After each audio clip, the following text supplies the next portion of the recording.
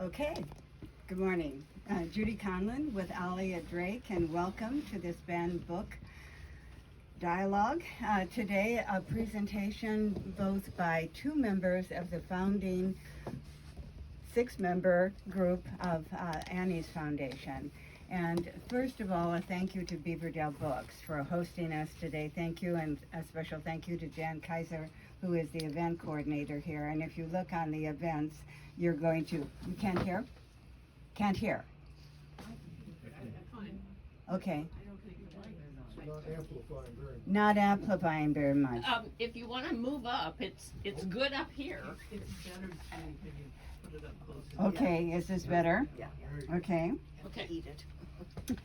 Okay, well, I don't want to spend a lot of time with introductions, but I do want to say a special thank you to the president of Annie's Foundation, Sarah Hayden Paris, and to another founding member, Casey Skippers, and both of them will be sharing their presentation with you, and we're just delighted to have you all here. We have another session at 2 o'clock. It filled up.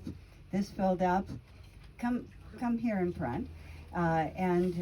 So we added a third one on the 29th because this subject is of such vital interest to so many people. So let me turn it, Sarah? She's gonna start. Okay, you're first. Okay, thank you very much. Thank you. I'm going to use this one Okay. if that's okay. Sure. Can everyone hear me? You can join me up front. No? Okay. I guess maybe I need that one. Okay. Unless it got turned to mute or something. Okay. Can you hear me now? Is that better? Welcome, everyone. Thank you for having us here today to Beaverdale Books. My name is Casey Skippers, and I'm one of the founding board members, as you know, of Annie's Foundation. And Hold the mic You close. need to keep the mic right up to your mouth for that to work. our mission at Annie's Foundation is to ensure that members of our community have unhindered access to books with characters and subjects that reflect the diversity and complexity of the world around them. So we got started with Annie's Foundation. We founded in September of 2022 in response to attempted book bans in our school district.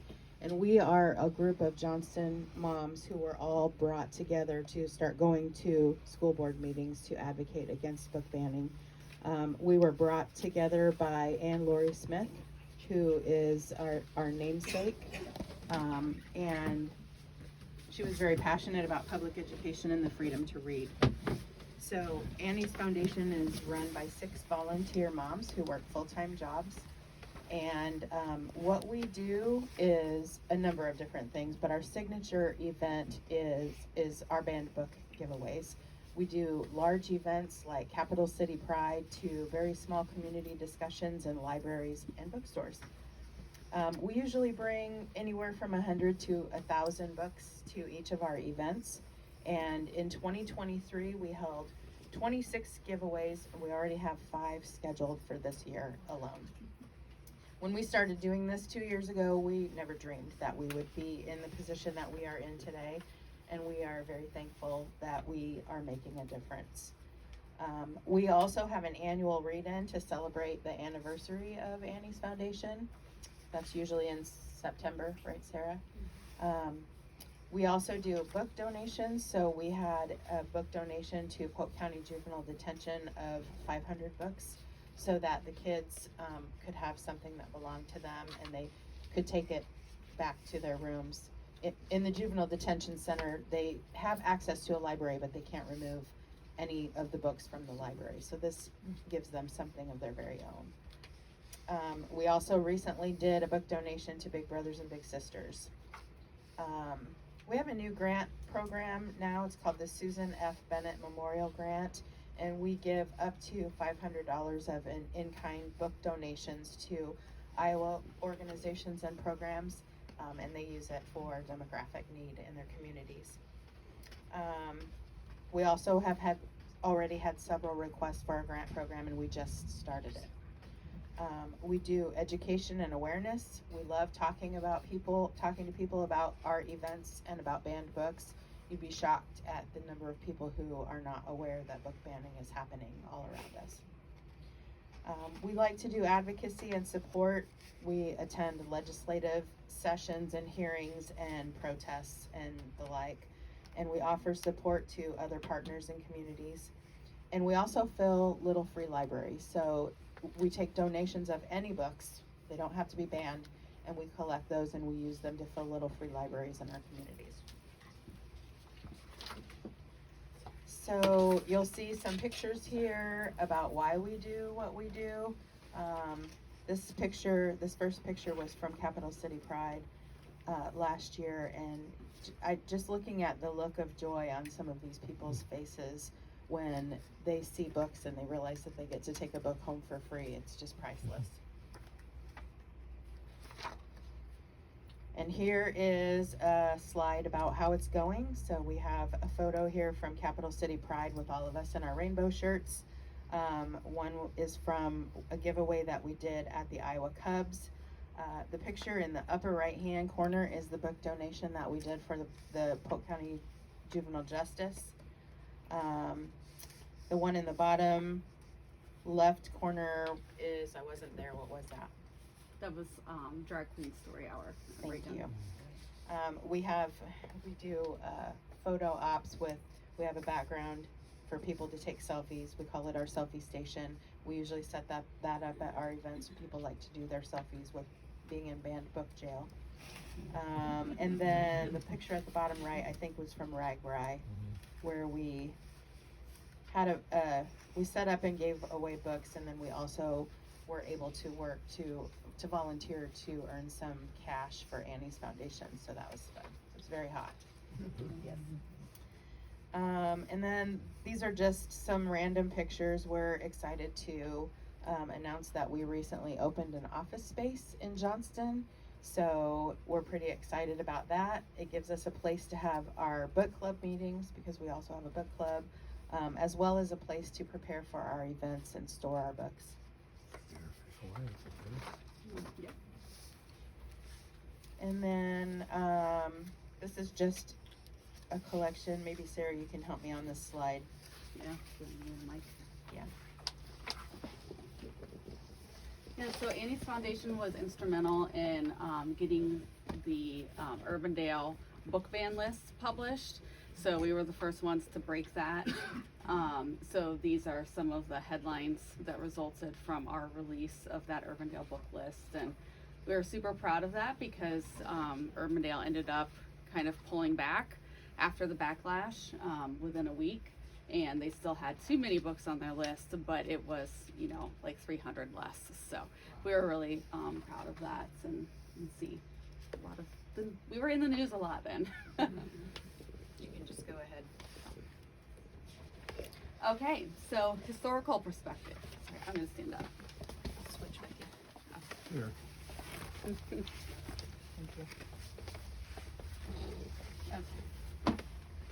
Am I good, or am I blocking anyone? Yes. I'll hold it Hold it if closer. you Thank you. Okay, historical perspective. Special one. You wanna advance? Okay, so what books historically are being targeted by these book bans?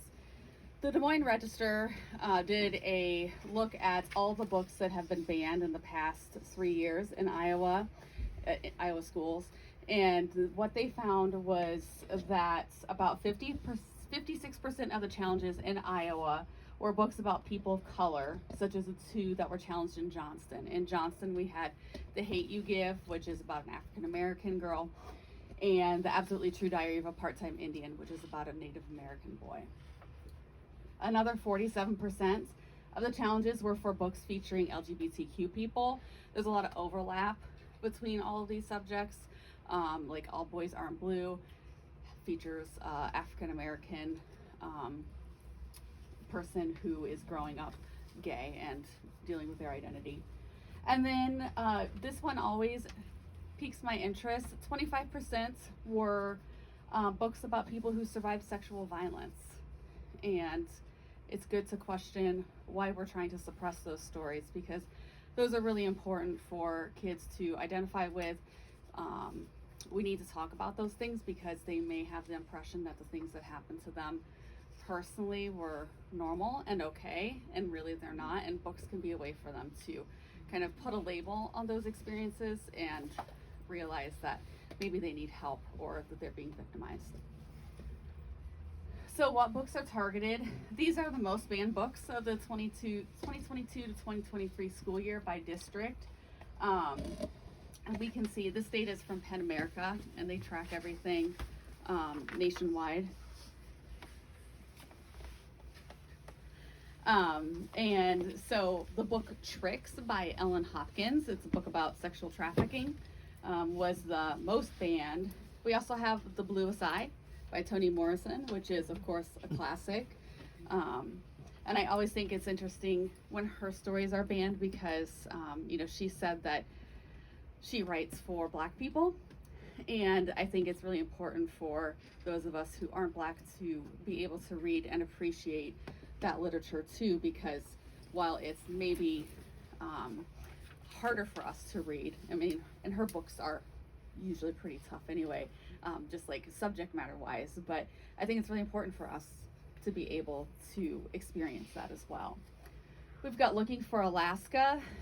That is like a teen love story. There's some pretty tame sexual content in there. A Court of Mist and Fury. That's a little racy. It's also meant for high schoolers. Totally nothing that they haven't heard of at that time. And also it's fantasy, so it actually is a good way to draw in some reluctant readers because it's a genre that a lot of them find really interesting and gets them reading. There's a whole series, so it's a great gateway. We've got Genderqueer. You've probably all heard of that. That is a graphic novel, or not a novel, graphic memoir. There's like 2 pictures in the book that they like to object to. They're totally like not important to the story overall. And it's really frustrating that that's what they point to, because if you ask a teen who read it afterwards what they thought about that picture, they'd be like, what? Like, because it's just not important to the story.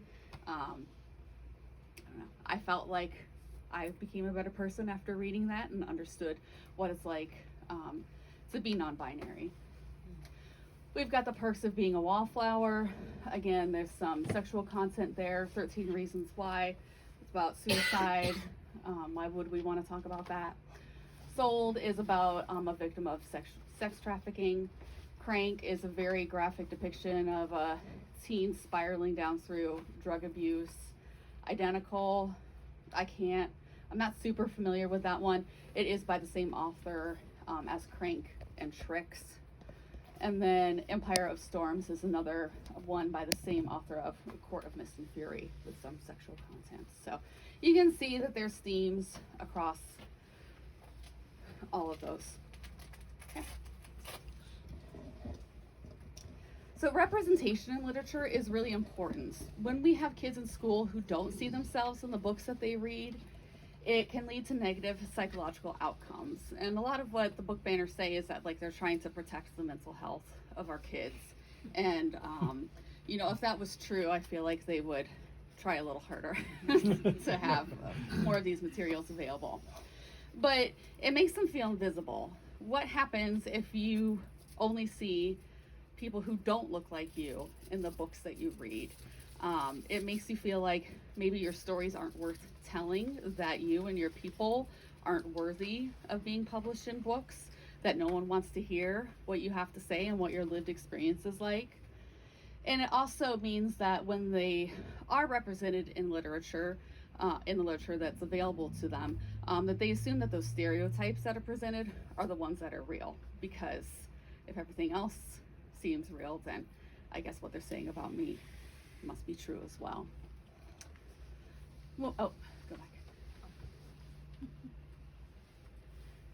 So when we do have representation in literature, we see that there's more positive self-identity and self-esteem in these teens. It fosters empathy and understanding, and there's also just learning and education. So one of the things that I always think about is that I live in Johnston. It's a very white, very affluent suburb, and I have 2 white cisgender straight boys, And how do I teach them about experiences about, you know, for people not like them, because they're not exposed to that? And how do I be a good parent and help them understand what it's like to be Black or be Muslim or Hindu, and you know, because they don't encounter that every day. And that's not how I grew up, because I grew up in Florida and Ohio in more diverse areas. And that's one of the things that I'm sad about my boys living in Iowa, because they don't get that exposure. It's not that we don't try, there just simply isn't a lot of opportunity. And books are one of the ways that we can do that. You know, they can read nonfiction accounts of people who are different than them, and they can also read fictional accounts and put themselves in situations that they wouldn't normally be, but they can think about how they might react if they had those. So it's really important to me, and you know, that my kids get to experience other cultures and other people. So who is behind all these book bans? It turns out that 11 people were responsible for 60% of the book challenges from the 2020 to 2021 school year. These are not concerned parents like they want you to think. There are people who literally like write manuals on how to ban books in your schools, and they just share it widely. Some of them won't admit to it. Some will say like, yeah, I read the book, even though they're, if you look at their form for a reconsideration request for the book challenge, the form will be copied and pasted from like, you know, the same one that we see other places. We actually found that in Perry. Someone in Perry challenged The Hate You Give, and they copied and pasted from the Johnston The Hate You Give. When I was reading it, I was like, this sounds familiar. And it was word for word the same complaint. So, Right? and they'll tell you that, you know, oh, well, we're just like, why wouldn't I just reuse what someone else had, because that's just working smarter. And it's like, but you're not reading the books. so there's that. And then 81% of bans happen in school districts with a chapter or affiliate of Moms for Liberty, Citizens Defending Freedom, or Parents' Rights in Education. We talk a lot more about Moms for Liberty here, although all these groups have a lot of influence nationwide. But in Iowa, Moms for Liberty is extremely active. If you see people regularly at the Capitol with Kim Reynolds, trying to, you know, be there when she's signing stuff or speaking out at different hearings, they're a Mom for Liberty. That is who they are. They're probably from Johnston, unfortunately. And now you know why we're here. Yeah. So, you know, I hate to like single out one group, because it's not just one group, but it's important to know that in Iowa, we are primarily dealing with Moms for Liberty. Polk County has one of the largest chapters in the country. The Lynn County chapter is also very active, and you know, in Lynn County, we've seen they've had a ton of scandal for lack of, they make it up. It's scandal of their own making, but with books and transgender policies and things like that. So it's not a coincidence.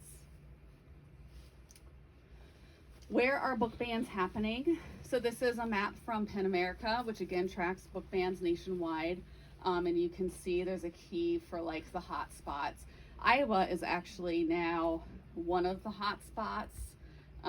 This is slightly out of date, but you can see Florida, Texas, Pennsylvania. Gosh, there's one school district in Pennsylvania that I think if there is someone who is not white in the book, it is just automatically banned. And they say it's, what do they say it is? It's indoctrination. So that we would want to learn about other people and other cultures.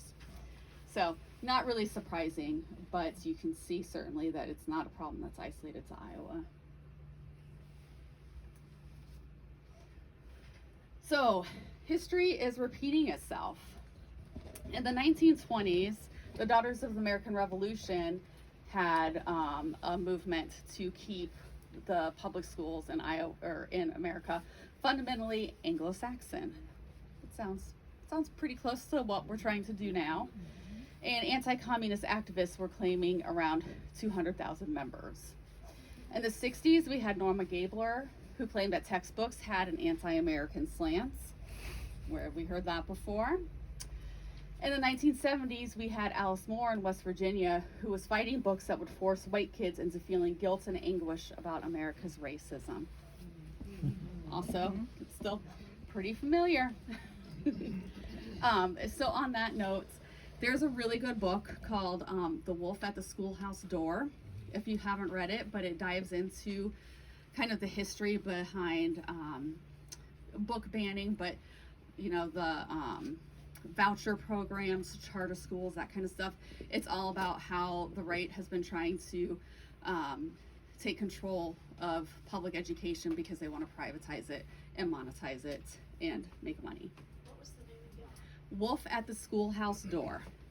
And Jan will be happy to make sure that you can order a copy if you want one. There's Jennifer Berkshire and who's the other? Yeah, person? there's a gentleman. Yeah. Yeah, I got to hear Jennifer Berkshire speak a few months ago, and it was great and amazing. And she has a new book coming out that will kind of expand upon this as well. But I listened to the book, and it was just like so frustrating. I guess frustrating and also hopeful, because it's like, okay, this isn't new, and we have defeated it in the past, and it's just part of a cycle, and we'll carry on and we'll get through it. But also like this has been going on for this long, and we're still here fighting this. But super fascinating because, yeah, it's all we've been here before, folks, and I believe that this time we can defeat it. So, Iowa legislation. There's been some legislation regarding books. You've probably heard. But just some background first before we get into the specific legislation that was introduced. So really this is all rooted in the idea of parent choice and parents' rights, where, you know, I get to dictate my child's education. If I don't think that the book you want my kid to read is appropriate, I deserve to be able to have them read something else. Well, that's great, and all that's true. You can go to your child's teacher and say, like, I don't want them reading The Blue Sky by Toni Morrison. Maybe they were a victim of sexual assault, and you know that that's going to be triggering for them. They will work to find something else that can achieve the same objectives, but doesn't have an unpleasant experience for them. But what they don't get to do is decide that no one gets to read that book because their child can't handle it. All schools in Iowa, at least, have a reconsideration process. It's part of their standard policies. So whatever school district you're in, you can look at their policy manual, and they will have a reconsideration process outlined in there. They're very similar across school districts. Some of them do handle them a little differently, but in general, we know what that process looks like. And there's usually, first you're supposed to, of course, go to the teacher or the principal and try to come up with a way to have alternate accommodations or see if they can resolve it locally. But if not, you have the right to do a reconsideration request that goes to the board. There's a committee formed that reads the book and makes a recommendation to the board as to whether to keep the book or pull it. And they can usually do like a partial removal, where they might say it's only available, you know, if you're in like a 7 to 12 building, then maybe it's only available for 9 through 12. Or they might say it's no longer allowed to be a required part of the curriculum, but it can remain in the library so that it's there for them to choose if they want. And then another thing is that largely the reconsideration process relies on what are the community standards for what we want our kids reading. By and large, most reconsideration requests result in a recommendation to retain the book with no restrictions, which shows that usually the book banners are the ones who don't have the same ideals as the rest of the community as a whole. So they're the ones in the minority, but it's always interesting to see how that shakes out. So the legislation, SF 496 is the book banning law. It was actually like a very broad education law, but we call it the book banning law because that's easier for our purposes. Books must be age appropriate. That's the first part of the law. And age appropriate is actually a really vague term with no legal definition. So what I think is age appropriate, you might think is different, and you may disagree as well. So, you know, we can have 3 different versions of what age appropriate means among 3 different people. It basically boils down to 2 parts touching, and that can be very mild. There was even a book where someone like accidentally brushed against a girl's breast, and he was like mortified, and that got banned for that because it was 2 parts touching. Clearly not meant to be sexual, but that's where they went. And this provision applies to all grade levels. So even books that are meant for, you know, your AP students, clearly advanced, you know, probably experienced many of these things themselves in their own life, they're not allowed to read about it. So that's a little ridiculous. And then, of course, there is no sexual content available to like 2nd graders, despite what they want you to believe. So some of the books that were removed under this specific provision were The Color Purple, The Handmaid's Tale, and Sold. The second part of the law says that there could be no instruction relating to gender identity or sexual orientation in grades K through 6. So first, it's important to point out that in Iowa, a lot of schools have grades 6 through 8 combined. So if the school has 6th grade in it, then it has to fall under this, and those books cannot be available. So in a lot of communities, this law effectively bans all mention of LGBTQ people through grade 8, which is obviously, you know, a time when a lot of kids are starting to identify their own sexuality, maybe ask questions. They need those materials. It's unclear if books are meant to be included in this because it talks about like teaching materials, and, you know, is a book in the library considered teaching material? I'm sure that they left it purposely vague so that they could say whatever they wanted about it. So there was a preliminary injunction that was put into place to keep this law from going into effect on January 1st. But before the judge, you know, they had to make arguments before the judge, and the state said, we don't mean this part to include books. And it was like, okay, well, that's some clarity that we didn't have before. But then the judge actually said, you say that, but I don't trust you. So we're just gonna like not enforce that part now either, because like I don't believe you, and you know, you may come back and do it anyway because the law is written so broadly that you could. We also have 3 state legislators on record stating that the goal was indeed the removal of all LGBTQ content from schools. We have Jeff Shipley, Steve Holt, and Skylar Wheeler all on record saying that that was the intent. And they are all on their education committees. So, you know, they wrote it, and they're saying the quiet part out loud. Specifically, Jeff Shipley even said that the book And Tango Makes Three, which is a true story about 2 male penguins raising an egg together in the Central Park Zoo. He said, yep, kids don't need to know about that, which is ridiculous. So some of the books that were removed under this provision, what was Stonewall, because we don't want to teach about Stonewall, My Moms Love Me, and Tango Makes Three. So we do have 2 lawsuits that have been filed against this law. And the law was supposed to be enforceable on January 1st, but right now there's a hold on it. Everything's working its way through the courts. There haven't been any updates since that injunction was put into place, so we await further news. So there's also some current legislation. I guess I'll say kind of current because the funnels have passed, but I want anything can come back. Yes, anything can come back, but I want you to be aware they're coming after your public libraries, and there were several anti-library bills that were introduced this legislative session. So, you know, in Moms for Liberty will always say, we're not trying to, this is just about schools. It's not a ban. Well, it's not a ban. Yeah, and it's not a ban. Well, it's not just about schools because they're coming after your public libraries, like we knew they would. There was a failed referendum in Pella last November that would have turned control of the library over to a city officials, including book selection.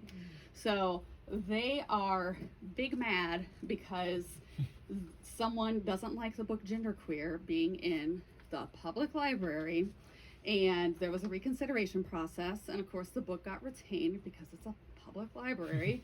And so they're really mad, so they decided to try to legislate it for everyone.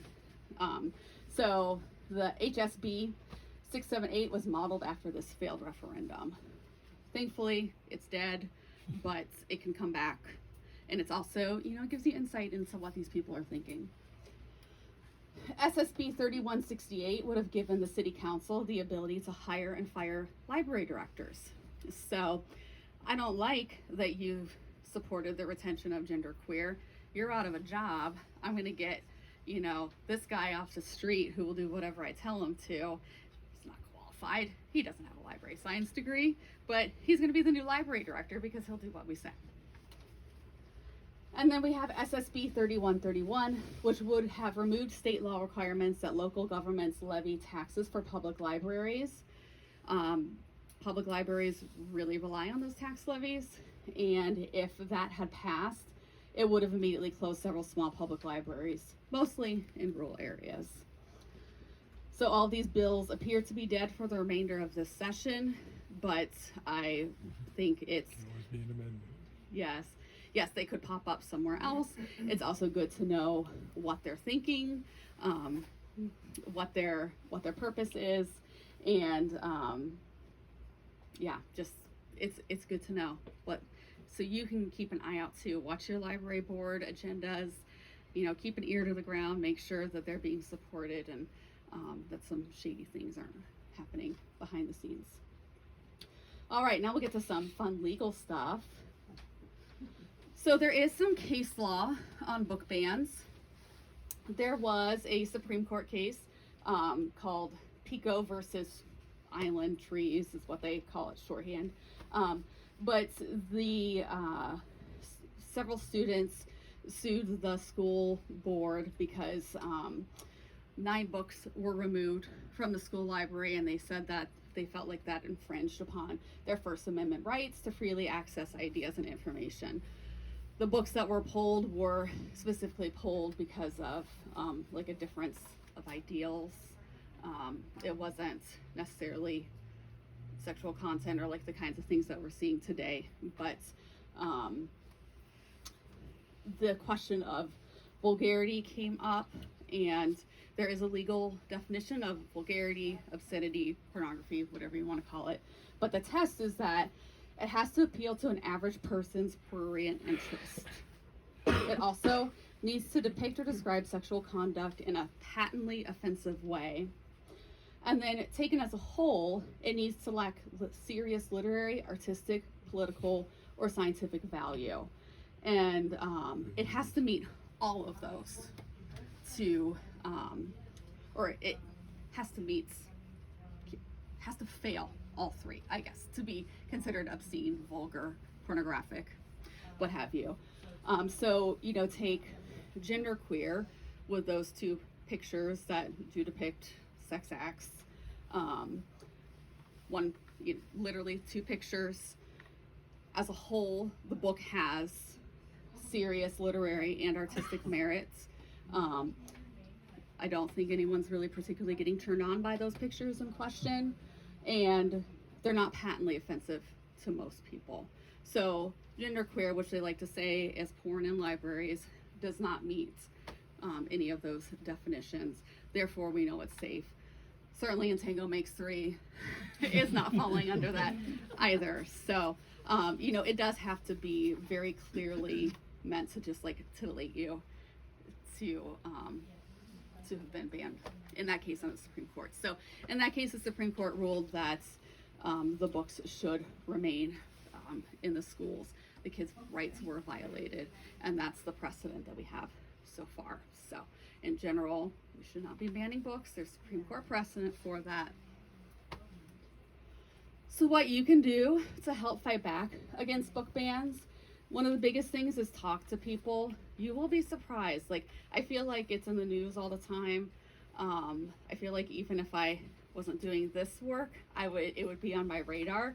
But you would be surprised. A lot of people have no idea, or they have a vague awareness, but they don't think it's here. But it is. So talk to people and educate them. If the law does get put back into place once this court ruling is all the way through, it's we need to put pressure on the Department of Education to provide guidance on this law, because schools and superintendents have been asking for guidance on what exactly should be pulled from schools, and they have been reluctant to give it. They're like, it's obvious what needs to be pulled. Well, And it's like, well, really? Because, Urbandale pulled 400 books, and, Nevada pulled like 300, and, then you have other school districts who pulled like 20. So clearly we're not all in agreement as to what meets that threshold. Sarah, do you want to talk about the consequences? The Of- consequences of like teachers being found to have a book in their classroom or Oh, whatnot? yeah, there have been some really unfortunate cases where, I think it was in New Hampshire, there was a teacher who had a copy of Genderqueer on the shelves, and it led to like a police, swarming the school and looking for it. And of course that teacher is like devastated, and, they get called groomers, pedophiles. We get called that too, unfortunately. Teachers are leaving the profession over this, and so are librarians, because they didn't sign up for this crap. And that's too bad, because we need them. Can I just say something? Yeah. I would just like to add, from a political standpoint, that legislators know that school districts are going to err on the side of caution, which is why they write these laws to be so vague and so broad, because they know that Urbandale is going to pull 496 books from their library. That's their intent, and that's why they don't want to issue guidance, because they don't want to narrow it down. Well, Thank you. with the current head of the Department of Education, assuming she gets, I think she hasn't been voted in yet by the Senate, I don't think, officially, and she's not an educator. No. Yes. She'll do whatever Yeah. the governor Yes. tells her. Yes, our current leader of the Department of Education is not a teacher, not an educator by background, and is really just Kim's yes woman. Isn't she a Betsy DeVos? Yes. Yeah. Betsy DeVos, got ties to her, so, The other reason they keep the law vague is because of lawsuits. Right, yeah. Because Yes, It it- would be very easy. Yes. Yes, so the law was written purposely vague to prevent lawsuits. And, it was interesting because the judge in the case was saying that the law is clearly meant to discriminate against LGBTQ kids, trans kids, but it was, written so vaguely so that they couldn't get those lawsuits brought against them. But, he's like, I see through you guys, nice try, but no. So if the law does go back into place, we need the Department of Education to provide guidance, because otherwise you have some schools banning absolutely everything. And I can't blame them for taking an overly broad approach, because we know what happens if they think you're not complying. But then the schools who really try to just pull as few books as possible are probably going to find themselves on the front page of the Iowa Standard being accused of giving porn to minors. So it's really not a winnable situation for anyone in that scenario. Can I ask a question? Do you know the book, The Fourth Flight? I do not. She Well- asked about the book, The Fourth Flight. Well, it's been #1 on the New York Times bestseller list. I might have fallen off now, I don't know. But it's very graphic, and it was written for high school age kids. Mhm. Now, my husband read it. Yeah. Oh, do you mean The Fourth Wing? Fourth Wing. Yes, I'm sorry, okay. The Fourth Wing, yes. Fourth Wing. Yes, and so right now the bookstores can sell it. The New York Times can endorse it, and I mean, there's Kindle, Right. so you can get all these. Right. Yes. So That is a common argument from the other side, is that these books are still accessible other places, so it's not a ban. So technically a ban, when we're talking about books, is anything that removes previously existing access. So if a school were to remove the book based on, the legislation or whatever reason for content, then that would be considered a ban, because now those students who previously had access to it do not. It's also, we are fortunate enough to be able to afford to buy our kids' books and buy Kindle books, but that's not a reality for a lot of people in Iowa. And then also, there are public libraries. They certainly have copies of The Fourth Wing because it's so popular. But they don't,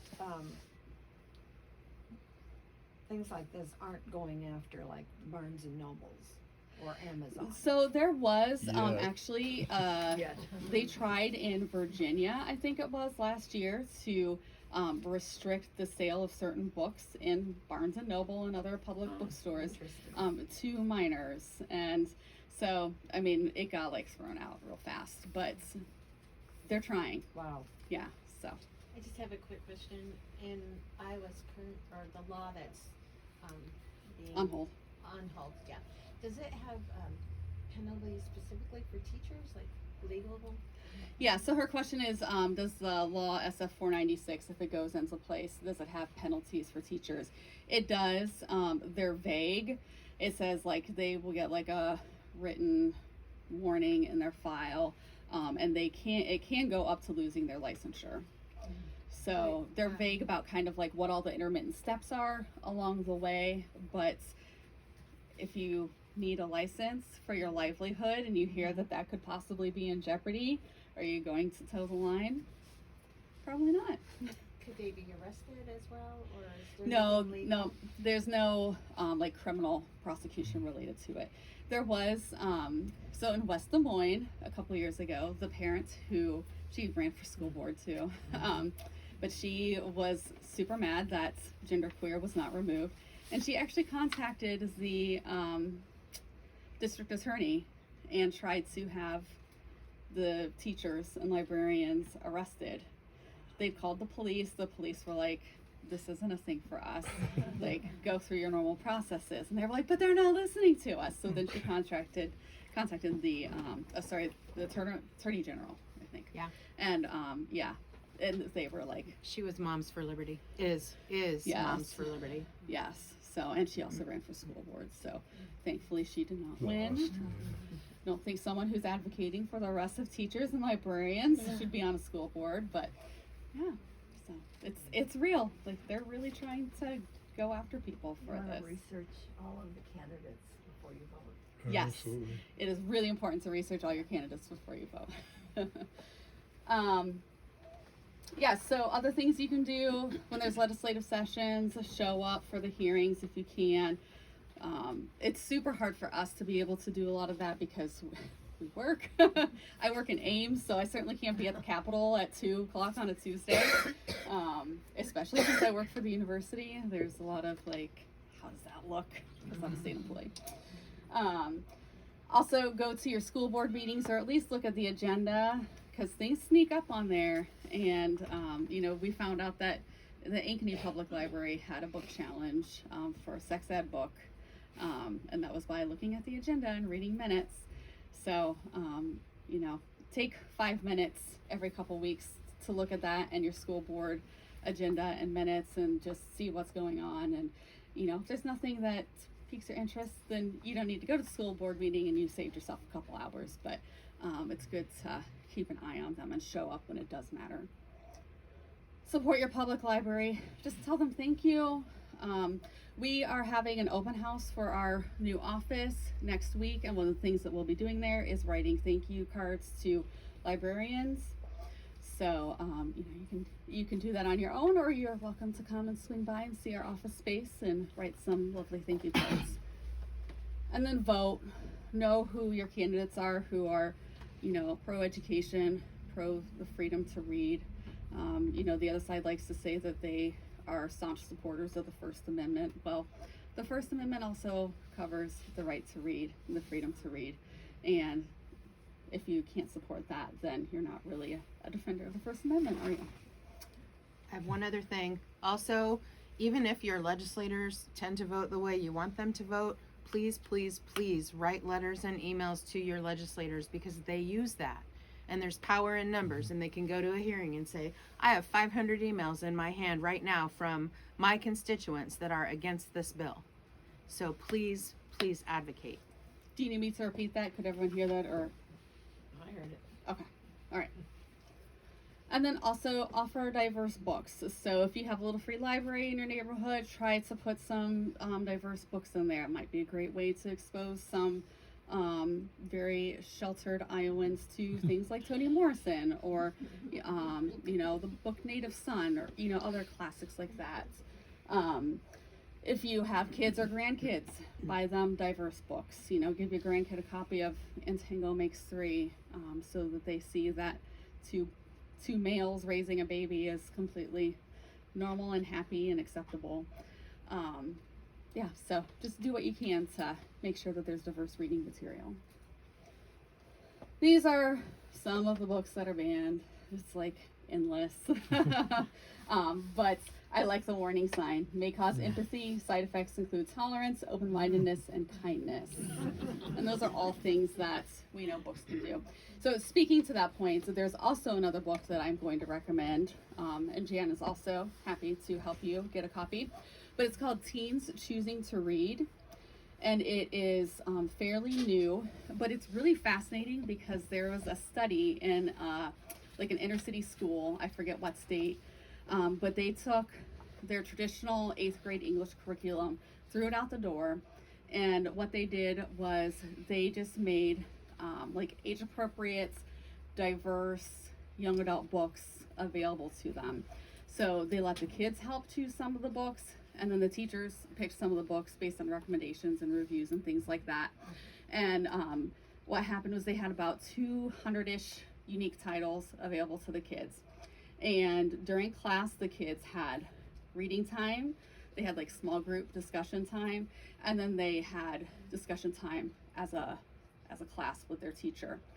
And what they found was that these kids went from reading maybe 1 to 2 books a year, that's including the stuff that they were supposed to read for school, to over 40. These kids were not readers before, but they couldn't put the books down. They were reading constantly. They were reading at home, on the bus, at lunch. They were trying to convince their friends to read the book because they wanted someone to talk to about it. They wanted their parents to read the books.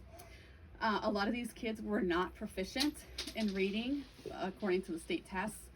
At the beginning of this, they had never been proficient in reading. Well, this was the year that they did it.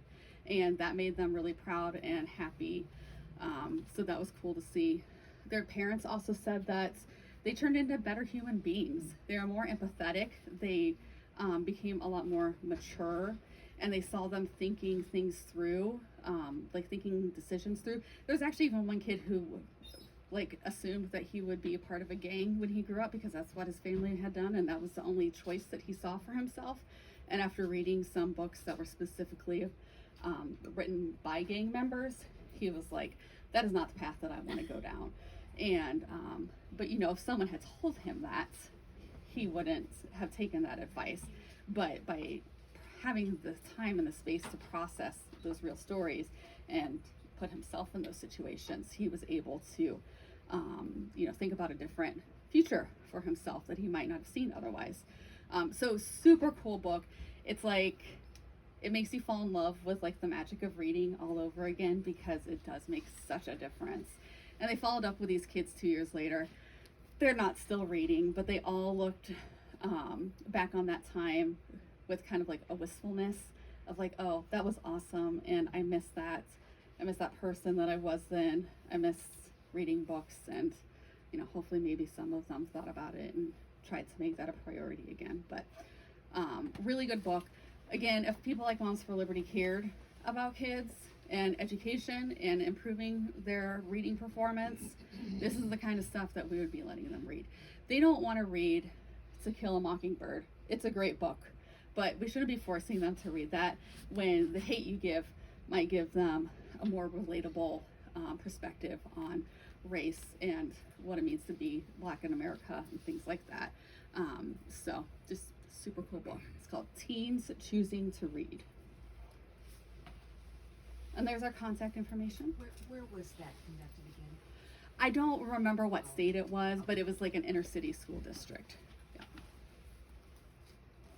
But I'm happy to take any questions.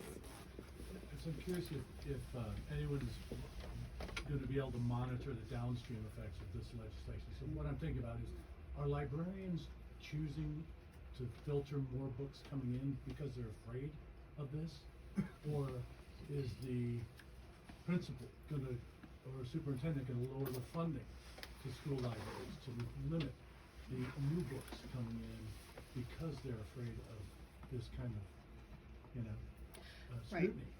Yeah, so his question is, what are the downstream effects of the proposed legislation? Are librarians not ordering as many books or being more careful in their choices? Same with principals, or principals not going to give them as much funding?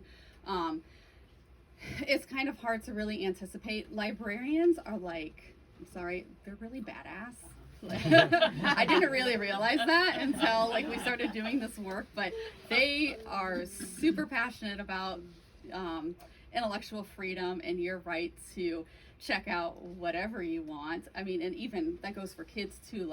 They want, it's a safe space, and it's a space for everyone. Whatever you want to read, they're not going to judge you. They're not going to try to restrict you. In a school library, I think it's a slightly different setting where they do have to be a little more mindful. I know that I have heard of teacher librarians being told not to order certain types of books. The catalogs will have a diversity section. It's you can't order anything from that. It's just too risky right now, which is really unfortunate because that's what the kids want and need. Yeah, Jan. I'd like to add something to that. Last fall, we hosted Ashley Hope Perez, and her book is up there. It's called Out of Darkness. She related to me that once the book ban cause got really going, Scholastic book fairs, they have tracks. You all remember the Scholastic book fairs, and the diversity track, and the schools just quit by having them come. And she said that before this had started, she was asked by lots of schools to come and do school visits. Once that started, she hasn't done a school visit. So the reverberations that you're talking about, they go way back. So not only the publishers, Scholastic, but the authors are being affected, which is really a scary thought to me.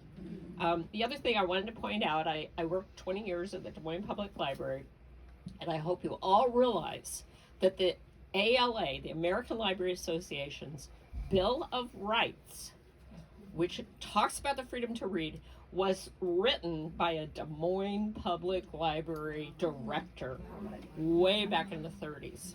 And then it was adopted by the ALA with very few changes, just some little tweaks.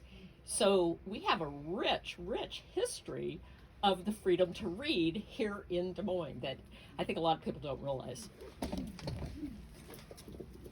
Yes, thanks for mentioning that, because it's super cool that originated here. And then also really sad that Iowa is one of the leading states in book bans and challenges. And speaking of the ALA and also the Iowa Library Association, there is a librarian out of Iowa City, Sam Helmick. Some of you may have heard of them, but they're actually running for president of the American Library Association. So they have a Facebook page. Look for Sam Helmick. I forget what the campaign page is, but anything you can do to support them would be appreciated. They even sell t-shirts at Raygun that says everyone's voices deserve to be heard. And it's super cool. So yeah, any other questions? Charter schools impacted by this? I know the public schools are impacted, but are charter schools just self-educating themselves? I think charter schools have to comply with this, Charter. but private schools Right. do not. Right. So, but you know what? Des Moines Christian does not have a library. So, not a problem. Wow. Yeah, I didn't know that. So that's where all the mad Johnson moms sent their kids. And it's like, okay, well, that's one way to solve the problem. There's another one back here. Did Did you you- mention the physical location of your new Oh, headquarters? Yes, so since we are all Johnson moms, we're in Johnston. We're at 5619 Northwest 86. I should have put it on there. But we're on 86th Street over by the Mercy Johnston Clinic over there. And it's on our website and all over our Facebook too. So, and our ribbon cutting is the 28th from 4:30 to 6. And we would love to see some of you there. We'll have we love a good theme, so we have book themed food even. So come by and get some all boys aren't blueberry muffins. And was there another question? Yes. One of the things that always kind of bothers me about these kinds of discussions is there's this dichotomy. It's either this way or that way. Mhm. And I think I support your positions, but I'm not sure that dichotomy serves anybody very well. Right. And there's a lack of understanding of complexity of what's going on with any books in school. That some books are designated for everybody to read, and some are options, and people kind of don't pay attention to that. Right. And teachers have been self-censoring their book selections and their curriculum options forever. I mean, so that's not a new thing. Mhm. What is there? Well, how do I want to say this? A certain degree of education is in fact indoctrination. I mean, I want kids to read wanted kids to read Slaughterhouse 5 because American history when World War II wasn't all roses and sunshine. Right. And a conservative person would view that as indoctrination. You're telling them that my country isn't great. And I have to admit, that's true. It's not as great as what you want it to believe it is all the time. Mhm. And so I don't know how we arrive at a balance on any of these issues. Right. If I am coming up with a very strong opinion and belief systems about LGBTQ for or against, it's a very fine line between what position I take as a classroom teacher Mhm. to indoctrination as opposed to just informing. Does Right. that make sense? Or at least providing options for Right. that. And still, to do that and still not be interested in having sex with your child. Right. And so I don't know how we get past the layers to get to the complexity of it. The oversimplification continues to bother me. Yeah, and that's a really good point. It is hard. I would say at the end of the day, the old methods of alternative reading materials are always have been available. If there's a unit or a lesson that you disagree with, you can talk to your principal teacher about those as well.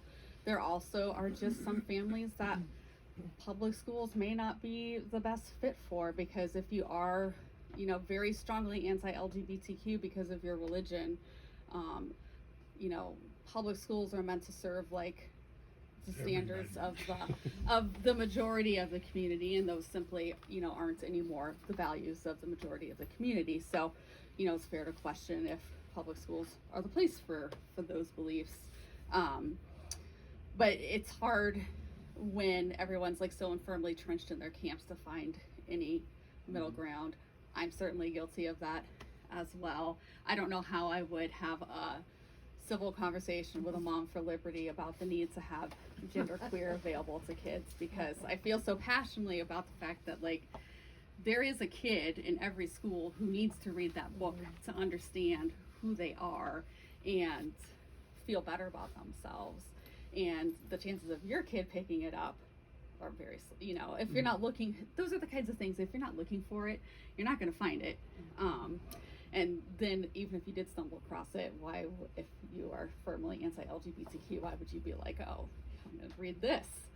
So it's hard, and I think it's, a symptom of our larger political climates and something that we all need to work on. To me, the foundational question is, what is an education? And we don't do enough talking about that in our communities.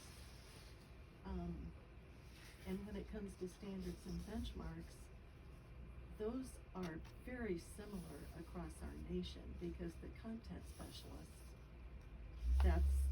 that's their thinking based on our history, and education should be open to the diverse viewpoints. But we just need to find a way to bring people together to talk about that. Yeah, so her point was, we need to agree on like what education is and should be. And, it's an interesting point, because what we see Moms for Liberty and like No Left Turn in Education say again and again is like reading, writing, arithmetic. Like, it's like, well, yeah, but that's not, yes, those are the basics, but it's also social. Like, it is about the, my son seeing a kid every day who is less fortunate than himself, and seeing him get a backpack full of food from the food pantry, and having conversations about Being what a that is. contributing member of a society. Yeah, supporting other people and what it's like to feel hungry and try to go to school. Or, I worked when my kids were super little. Like, I needed school to be some of that community that also taught them morals and values. And, there's things they come home from school talking about, and I'm like, it's not really where I fall on that, but we talk about it, and that's a good conversation.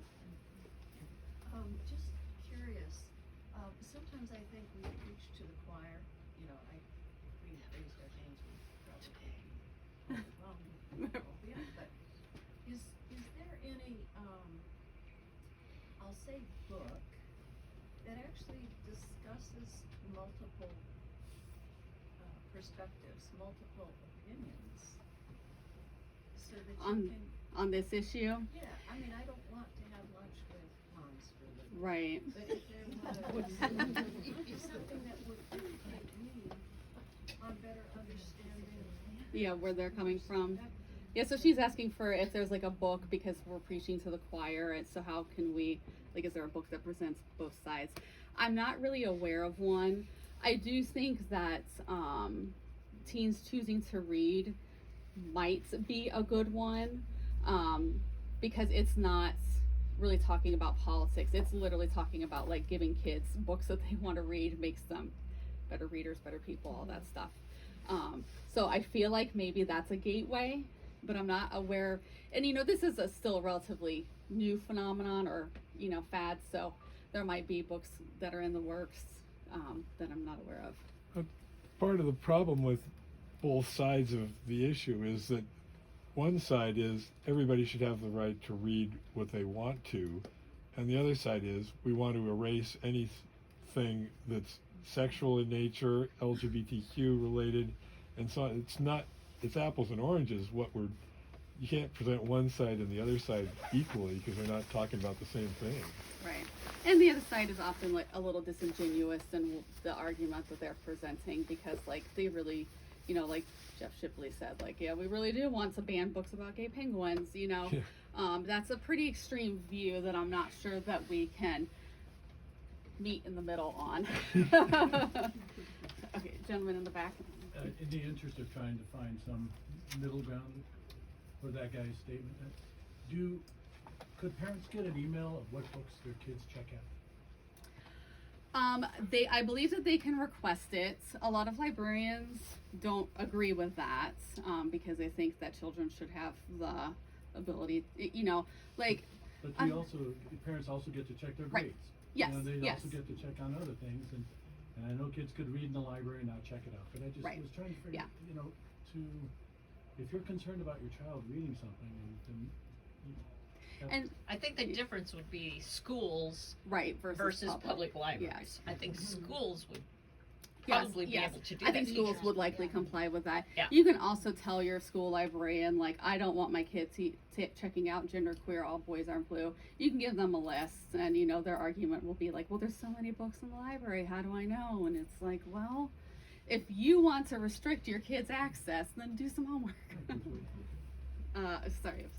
So we're talking. I love this conversation. But one of the things I will say that this has helped me as a person that no longer has kids in the Des Moines Public Schools, but there's some books that I didn't even know about that I've been able to read. And at my age, I read All Boys Aren't Blue, but it just gave me a different perspective of understanding the role that young man, that his life was about, and the secret and the weight that he carried. Mm-hmm. And so I think sometimes when we talk about letting parents know, and I understand like letting parents know, giving parents that information, but also what happens to that child who's trying to figure out who they are, Mm-hmm. and that parent is like, you're this, and so now they're like, again, the black and white, like, I'm bad because I'm this way. Mm-hmm. But to read that book gave me a totally different perspective of not only that young man, but the family and the weight that the family carried. Mm-hmm. Another book I read, and I can't remember the title, but it was about a white cop who had shot a black kid, and all we always see is the black-white perspective, but what we didn't see is the white family, what they struggled with, the history of being blue, what the black family struggled with, and because they were both close. So I feel like oftentimes these books give us insight into other people's lives and a viewpoint I might not have, and I might not agree with it. Like, I might not agree with that lifestyle, but if the purpose of education is, again, to grow and give people understanding and let people develop their own way of thinking, we're cutting that down, we're shutting that down. Yeah, thank you. And All Boys Aren't Blue, so beautiful. And don't you love his grandma? I do. And yes, I want her to be my grandma. Me too. Yeah, but I felt like I was a better person after reading that book. I wanted to be his family, like we all knew. I know, yeah. And you? Yeah, I just wanted to say, yes, maybe we get to a point where the school would let you know what books your kids read. But shouldn't you talk to the kid about it? Yeah, they seem to go through a lot of links to skirt conversations with their kids. And That's what's happened a lot, I think, in schools. We put our societal issues on the school. Mhm. When actually we're abdicating our role as parents. Yeah, for people who advocate for like parental control and parental rights, they don't seem to want to parent very much. Except for that, I think the perspective is that I've raised my child to protect them from certain things or with a certain set of beliefs. And then I send them off to school, and the school is using tax dollars to teach them things that I don't want them to know or to think or believe or understand. That's why I send them to public school. Yeah, well, because it's public. Does that make sense? And I think it's very easy. I mean, I understand what you're saying, but it is my neighborhood school, and so I'm going to send my. I understand the conflict. I don't agree with it, but I understand the conflict of values that come into play there, and it's the same way it's the other way. If you put it the other direction and say that, well, everybody should be LGBTQ, and then I go to send my kid to school and I say, well, no, nobody should be. Then you still have that same battle that's there. So I have a question. To your point, public school. So we send our children to public school. My child sits in public school. We read a book about slavery, and then we teach our children how to pick cotton. How to what? How to pick cotton. Oh, okay. Because that's what we read about in books, and that's the history of the United States. Mm-hmm. But we weren't an oppressive society. So how do I regulate myself with that? Well, I think it's back to there's the stupidity of the argument that you have to teach things both ways. You know, well, what about the good side of slavery and the bad side of slavery? What's I mean, the good side of slavery? well, there isn't one. But that's the argument where he says, my job as a classroom teacher is to present both sides of an issue and let the student decide. Well, So where sometimes there isn't, at least to my way of thinking. as the result of education, don't you want your child to be a critical thinker? Well, I think I do. But don't we all fall in the trap that if we all thought critically, you would all agree with me? No. No, but that's where I think that's where we fall. A critical thinker. When I'm in my classroom teaching kids to think critically, and the kid says to me, "Well, Donald Trump is Jesus Christ." Okay, so now wait a minute here. Let's think about that statement. So I'm bringing my set of values, and this is where I think the essence is. I'm bringing my set of values to that discussion, and the student is bringing his set of values to the discussion. The student sees me in the position of authority, coercing him to accept my perspective and my point of view as truth and not his. I mean, that's kind of the essence of. You don't have a lot of, sounds like you don't have a lot of faith in what you've taught your children.